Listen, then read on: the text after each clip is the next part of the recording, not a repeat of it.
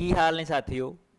ਜੈ ਹਿੰਦ ਸਾਥੀਓ। ਜੋਗਰਾਫੀ ਦੀ ਆਪਣੀ ਸੀਰੀਜ਼ ਚੱਲ ਰਹੀ ਆ। ਮੈਂ ਫੋਕਸ ਕਰ ਰਿਹਾ ਕਿ ਪਹਿਲਾਂ ਜੋਗਰਾਫੀ ਦਾ ਜਿਹੜਾ ਕੁਐਸਚਨਸ ਆਉਂਦੇ ਨੇ ਆਪਣੇ ਪੰਜਾਬ ਦੇ ਐਗਜ਼ਾਮ ਦੇ ਵਿੱਚ ਤਾਂ ਜਾਂ ਆਲ ਇੰਡੀਆ ਲੈਵਲ ਡਿਫੈਂਸ ਦੇ ਐਗਜ਼ਾਮ ਦੇ ਵਿੱਚ ਉਹਨਾਂ ਨੂੰ ਫੋਕਸ ਕੀਤਾ ਜਾਵੇ।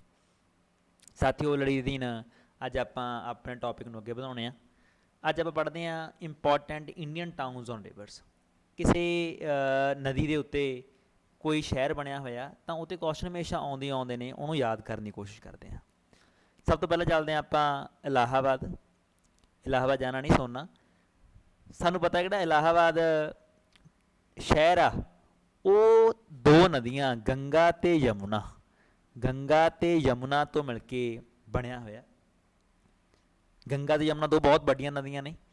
ਆਪਾਂ ਪੜ੍ਹਿਆ ਸੀ ਗੰਗਾ ਨਦੀ ਦੋ ਨਦੀਆਂ ਅਲਕਨੰਦਾ ਅਤੇ ਭਾਗੀਰਥੀ, ਯਮੁਨਾ ਯਮਨੋਤਰੀ ਗਲੇਸ਼ੀਅਰ ਤੋਂ ਨਿਕਲਦੀ ਆ। ਪਹਿਲਾਂ ਇਹ 'ਚ ਸਰਸਵਤੀ ਨਦੀ ਵੀ ਆਉਂਦੀ ਸੀ। ਗੰਗਾ ਯਮੁਨਾ ਸਰਸਵਤੀ ਤਿੰਨੇ ਇਕੱਠੀਆਂ ਮਿਲਦੀਆਂ ਸੀਗੀਆਂ ਇਲਾਹਾਬਾਦ, ਪਰ ਹੌਲੀ ਹੌਲੀ ਸਰਸਵਤੀ ਨਦੀ ਨੇ ਆਪਣਾ ਰਸਤਾ ਚੇਂਜ ਕਰ ਲਿਆ। ਅੱਜ ਗੰਗਾ ਅਤੇ ਯਮੁਨਾ ਨਦੀਆਂ ਇਕੱਠੀਆਂ ਮਿਲਦੀਆਂ ਨੇ ਅਤੇ ਸ਼ਹਿਰ ਕਿਹੜਾ ਬਣਦਾ? ਇਲਾਹਾਬਾਦ ਬਣਦਾ। ਇਲਾਹਾਬਾਦ ਸ਼ਹਿਰ ਕਾਫੀ ਨਿਊਜ਼ 'ਚ ਰਹਿੰਦਾ ਕਿਉਂਕਿ ਇਹਦਾ ਨਾਂ ਪਿਛਲੇ ਸਮੇਂ ਬਦਲ ਦਿੱਤਾ ਸੀ। ਇਹਦਾ ਨਾਂ ਰੱਖਦਾ ਸੀ ਪ੍ਰਯਾਗਰਾਜ, ਕਿਉਂਕਿ ਇਲਾਹਾਬਾਦ ਜਿਹੜਾ ਅੱਲਾ ਸ਼ਬਦ ਆ ਦੈਟ ਇਜ਼ ਕੀ ਆ, ਇਹ ਤੋਂ ਉਹ ਕਹਿੰਦੇ ਕਿ ਪੁਰਾਣਾ ਨਾਮ ਇਹਦਾ ਇਹ ਨਹੀਂ ਸੀ ਹੈਗਾ, ਜੋ ਗਵਰਨਮੈਂਟਸ ਕਹਿ ਰਹੀਆਂ ਨੇ ਕਿ ਇਹਨੂੰ ਅਕਬਰ ਨੇ ਬਣਾਇਆ ਸੀਗਾ। ਅਕਬਰ ਨੇ ਇਲਾਹਾਬਾਦ ਸ਼ਹਿਰ ਦੀ ਸਥਾਪਨਾ ਕੀਤੀ ਸੀ ਅਤੇ ਅਕਬਰ ਨੇ ਇੱਕ ਧਰਮ ਚਲਾਇਆ ਸੀ ਦੀਨ ਏ ਇਲਾਹੀ। ਯਾਦ ਰੱਖਣਾ। ਤਾਂ ਅਕਬਰ ਦੁਆਰਾ ਕਿਹੜਾ ਧਰਮ ਚਲਾਇਆ ਗਿਆ ਸੀਗਾ? ਦੀਨ ਏ ਇਲਾਹੀ। ਸਾਥੀਓ ਜਿਹੜਾ ਧਰਮ ਦੀਨ ਏ ਇਲਾਹੀ ਚਲਾਇਆ ਗਿਆ ਸੀਗਾ ਉਹਦਾ ਮੁੱਖ ਸੈਂਟਰ ਕੀ ਸੀਗਾ? ਇਲਾਹਾਬਾਦ ਸੀਗਾ। ਤਾਂ ਉਹਦੇ ਅੰਡਰ ਇਲਾਹਾਬਾਦ ਸ਼ਹਿਰ ਦੀ ਸਥਾਪਨਾ ਕੀਤੀ ਗਈ ਸੀਗੀ।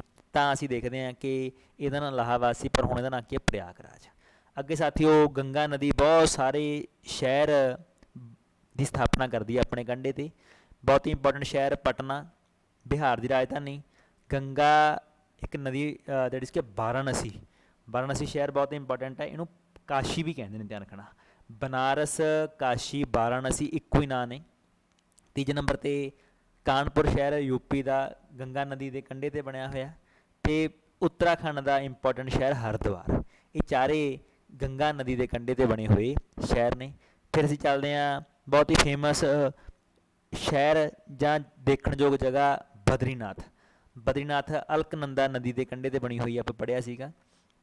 ਫਿਰ ਅੱਗੇ ਚੱਲਦੇ ਹਾਂ ਸਾਥੀਓ ਸਾਡੀਆਂ ਯਮੁਨਾ ਦੇ ਕੰਢੇ 'ਤੇ ਅਸੀਂ ਦੇਖਦੇ ਹਾਂ ਕਿ ਬਹੁਤ ਹੀ ਇੰਪੋਰਟੈਂਟ ਸ਼ਹਿਰ ਆਗਰਾ ਸ਼ਹਿਰ ਜੋ ਮੁਗਲ ਕਾਲ ਦੇ ਸਮੇਂ ਬਹੁਤ ਹੀ ਮਹੱਤਵਪੂਰਨ ਸ਼ਹਿਰ ਰਿਹਾ। ਬਹੁਤ ਜ਼ਿਆਦਾ ਦੈਟ ਇਜ਼ ਕਿਨੇ ਇਮਾਰਤਾਂ ਆਗਰੇ ਦੇ ਵਿੱਚ ਸਾਨੂੰ ਦੇਖਣ ਨੂੰ ਮਿਲਦੀਆਂ ਨੇ।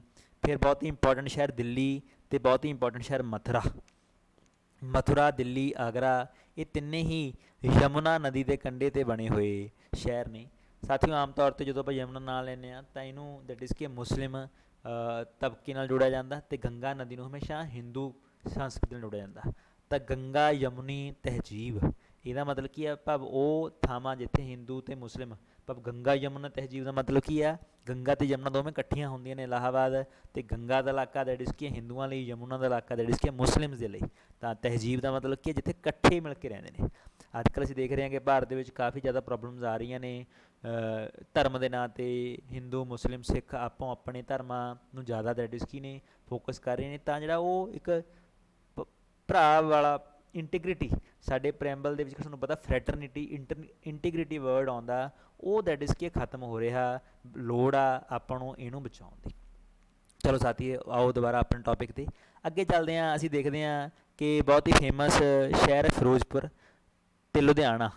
ਫਿਰੋਜ਼ਪੁਰ ਬਹੁਤ ਹੀ ਇੰਪੋਰਟੈਂਟ ਆ। ਭਗਤ ਸਿੰਘ ਦੀ ਸ਼ਹੀਦੀ ਜਦੋਂ ਪੜ੍ਹਦੇ ਹਾਂ ਤਾਂ ਉਹ ਫਿਰੋਜ਼ਪੁਰ ਦੇ ਨਾਲ ਕੀ ਹੈ? ਅਟੈਚ ਆ। ਅਤੇ ਲੁਧਿਆਣਾ ਸ਼ਹਿਰ ਇਹ ਦੋਨੇ ਸਤਲੁਜ ਨਦੀ ਦੇ ਕੰਢੇ 'ਤੇ ਬਣੇ ਹੋਏ ਨੇ। ਅਤੇ ਜੰਮੂ ਕਸ਼ਮੀਰ ਦਾ ਬਹੁਤ ਹੀ ਪ੍ਰਸਿੱਧ ਸ਼ਹਿਰ ਸ਼੍ਰੀਨਗਰ ਇਹ ਜੇਹਲਮ ਨਦੀ ਦੇ ਕੰਢੇ 'ਤੇ ਬਣਿਆ ਹੋਇਆ। ਅਗਲਾ ਕੁਐਸਚਨ ਬਹੁਤ ਪੇਪਰਾਂ 'ਚ ਆਉਂਦਾ। ਅਸੀਂ ਦੇਖਦੇ ਹਾਂ ਕਿ ਲਖਨਊ ਜਿਹਨੂੰ ਨਵਾਬਾਂ ਦਾ ਸ਼ਹਿਰ ਕਿਹਾ ਜਾਂਦਾ ਹੈ, ਇਹ ਗੋਮਤੀ ਨਦੀ ਦੇ ਕੰਢੇ 'ਤੇ ਸਾਥੀਓ ਵਸਿਆ ਹੋਇਆ। ਗੋਮਤੀ ਨਦੀ ਦੇ ਉੱਤੇ ਇਕੱਲਾ ਲਖਨਊ ਨਹੀਂ, ਯੂਪੀ ਦਾ ਇੱਕ ਹੋਰ ਬਹੁਤ ਹੀ ਇੰਪੋਰਟੈਂਟ ਸ਼ਹਿਰ ਹੈ ਜੌਨਪੁਰ, ਇਹ ਵੀ ਕਿਹਦੀ ਨਦੀ 'ਤੇ ਆ? ਸਾਡਾ ਗੋਮਤੀ ਨਦੀ, ਯੂਪੀ ਦੀ ਨਦੀ ਆ ਬਣਿਆ ਹੋਇਆ। ਅੱਗੇ ਅਸੀਂ ਦੇਖਦੇ ਹਾਂ ਕਿ ਅਯੋਧਿਆ ਸ਼ਹਿਰ ਜਿਹਦਾ ਪਹਿਲਾਂ ਨਾਂ ਫੈਜ਼ਾਬਾਦ ਸੀ, ਇਹਦਾ ਨਾਂ ਹੁਣ ਅਯੋਧਿਆ ਰੱਖ ਦਿੱਤਾ ਗਿਆ। ਅਸੀਂ ਦੇਖਦੇ ਹਾਂ ਕਿ ਸ਼੍ਰੀ ਰਾਮ ਚੰਦਰ ਦਾ ਜੋ ਨਿਵਾਸ ਸਥਾਨ ਆ ਅਯੋਧਿਆ, ਉਹ ਸਰਯੂ ਨਦੀ ਆ। बहुत पेपरां 'ਚ क्वेश्चन आया। सरयू नदी के कंढे ते बनया होया। ਅਸੀਂ देखते हैं कि एक होर शहर आ बरेली। बरेली शहर भी यूपी का, ये भी गंगा नदी के कंढे ते बसिया होया। फिर चलते हैं गुजरात का इंपॉर्टेंट शहर अहमदाबाद। अहमदाबाद शहर साबरमती नदी साथियों बनी हुई है। ਅਸੀਂ देखते हैं कि महात्मा गांधी जी का जो आश्रम सीगा वो भी दैट इज़ कि साबरमती आश्रम, वो दैट इज़ कि साबरमती नदी के कंढे ते ही बनया होया सीगा। ਅਸੀਂ देखते हैं कि गांधी जी ने दैट इज़ कि इकल्ले ना रह के उन्होंने कहा भी कोई मर्जी बंदा दैट इज़ कि साडे घर में आके रह सकता, तो बहुत ही वड्डी गिनती च लोग उन्होंने आश्रम के रहंदे सी। ते एक तरीके का प्राइवेट जगह नहीं सी, एक पबलिक जगह सी उन्हों का आश्रम, जिथे कोई मर्जी बंदा आके रह सकता सी। अगे चलते हैं, असी देखते हैं कि राजस्थान का प्रसिद्ध शहर कोटा, जिथे बहुत ज़्यादा दैट इज़ की जोड़े मैडिकल नॉन मैडिकल भावें वो दैट इज़ की MBBS की पढ़ाई हुई या नीट के एग्जामां की तैयारी कराई जाती है, तो कोटा शहर आ जिहदे जिहड़ा चंबल नदी के कंढे ते बनया होया।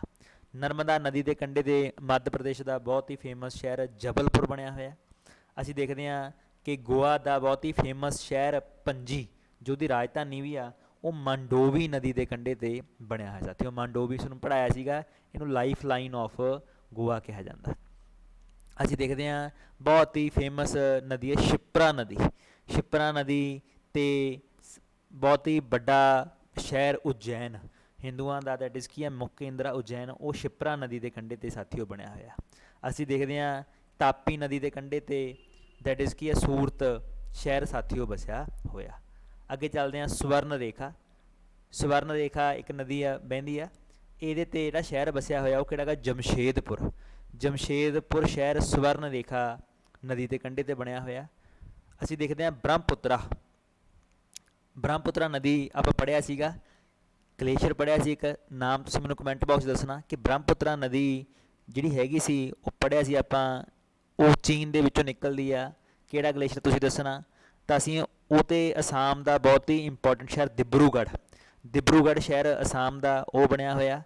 तो ब्रह्मपुत्रा नदी ते ही एक होर शहर गुवाहाटी, असम का, असम की दैट इज़ की आ बहुत ही प्रसिद्ध शहर है गुवाहाटी। ये दोनों शहर ब्रह्मपुत्रा नदी के कंढे ते बने हुए हैं। अगे चलते हैं, असीं देखते हैं कि हुगली नदी कंढे, आ ध्यान रखो हुगली नदी आ, इत्थे बहुत ज़्यादा बंदे गंगा ला आउंदे ने, पर गंगा नहीं साथियों, ये है कि हुगली नदी। हुगली नदी के कंढे ते बसिया है कलकत्ता शहर। हालांकि हुगली नदी गंगा तो निकली हुई है, परंतु उत्तर जो उत्थे गंगा भी होगा तो गंगा नहीं लाउणा, आपां लावांगे हुगली नदी। अगे चलते हैं, असीं देखते हैं महानदी, जो फेमस नदी है उड़ीसा की, वो दैट इज़ की संबलपुर। संबलपुर जिहड़ा शहर आ वो महानदी के कंढे ते बनया होया। ते महानदी के कंढे ते ही एक होर शहर उड़ीसा का कटक। कटक शहर उड़ीसा का, ये भी साथियों महानदी के कंढे ते बनया होया शहर आ।